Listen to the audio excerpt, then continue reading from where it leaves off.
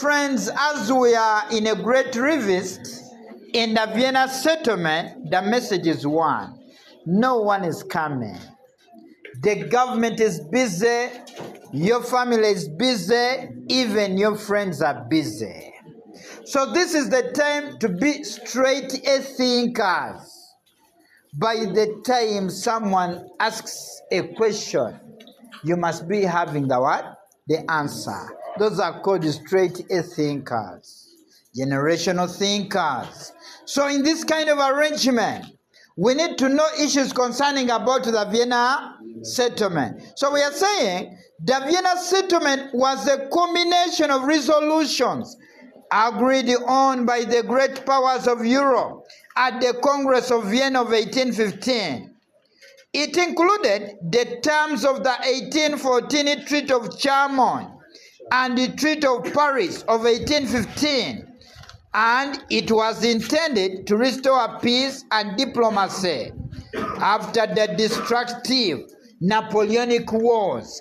You remember by this time, Napoleon conquered countries and he destroyed Europe. So the diplomats had to sit at where? At Vienna to promote peace. Praise be to the leading diplomat, big names like Prince Metternich. Of course, alongside other key players like Alexander I of Russia, Lord Castlereagh of Britain. These were had-not people, where I can tell you they called themselves the four thinking heads. Four heads were thinking for the whole of what? Europe. So we are saying that diplomats aimed at restoring what? Peace. No one was supposed to rise up against what? Peace. I can tell you today that diplomats aimed at balance of power.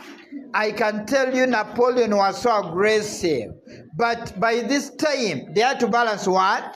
Power. So we need to know some of the achievements of the Vienna settlement. We are saying the Vienna settlement restored the peace and political stability in Europe. I can tell you today that diplomats at Vienna restored the peace and political stability. How did they restore peace? By this time, one of the key issues that were discussed was to prevent the occurrence of what? Wars. That's why they totally defeated Napoleon Bonaparte. By this time, even they had to decrease the size of a country called France. Another one, the settlement restored the legitimate rulers. Those rulers who were there before 1789 were restored. For example, in France, King Louis XVIII was restored. And later, Charles X. Then in Naples, Ferdinand I. In Spain, Ferdinand VII. So we are saying the Vienna settlement achieved because it restored the legitimate rulers. Another one, it managed to prevent future French aggression. We are saying today, future French aggression was controlled. How? For example, they amalgamated smaller states. They feared France to attack smaller what? States. So what they did, they amalgamated, for example, Belgium and Holland, and they created the new kingdom of Netherlands. The intention was to stop future French what? Aggression. Another key aspect, we are saying the settlement re-established the balance of power. All of powers were supposed to be at the same one level. No power was supposed to be above the one, the other. I can tell you they were meant to be at the same level. Changes rising up.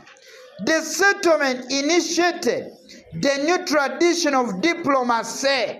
New tradition of what?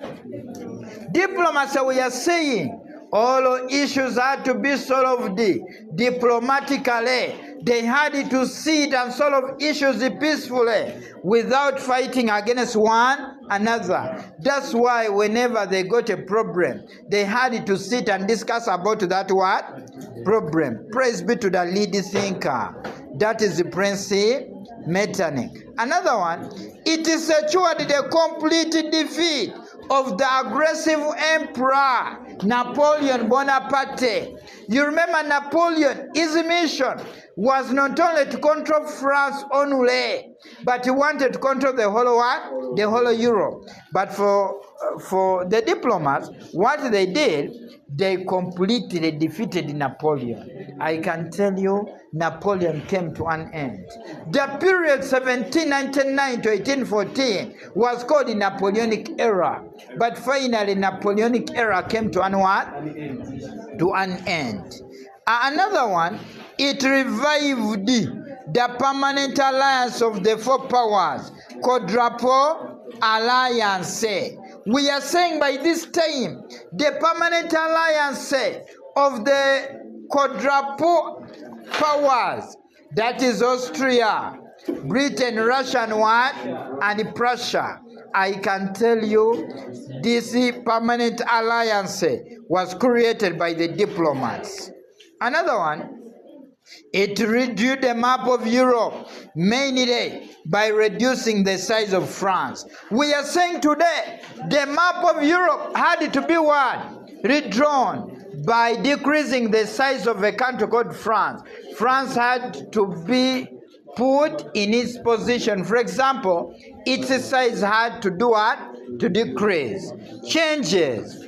Another one, it settled of course, it provided a foundation to the unification of Italy and Germany. I can tell you, those people that rose up to fight for the unification of Italy, the Vienna settlement provided a foundation. How? Because whatever the diplomats did in Vienna made the people to rethink on what they were supposed to do. The Italians and the what? And the German. Finally, Germany had to get its what? Unification. Under the leadership of a man called Otto von Bismarck. Mind you, according to big names like Dennis Richard is saying Bismarck could juggle 5 eggs in the air without one egg falling. I can tell you, he was more than a thinker. Those are called lead thinkers. Otto von Bismarck, they are not normal thinkers. Normal thinkers. Another one, it is secured the guarantee for the freedom of navigation on all of major international waterways. For example, Mediterranean what? Sea. You remember Napoleon, through the Continental system, refused the countries to trade with what? With Britain. But for now, we are saying countries were allowed to trade with what? With Britain. Altogether. So keep the spirit. Keep the what? Today, let me tell you one customer, Farooq of Uganda quote, which says, it is only in the dictionary where the word success comes before work. But in the normal circumstance, you need first work hard and then you do what? You succeed. So keep the spirit. So friends, as we are in a great revisit in the Vienna settlement, the message is one. No one is coming. The government is busy, your family is busy, even your friends are busy. So this is the time to be straight thinkers. By the time someone asks a question, you must be having the what? The answer. Those are called straight thinkers, generational thinkers. So in this kind of arrangement, we need to know issues concerning about the Vienna settlement. So we are saying the Vienna settlement was a combination of resolutions agreed on by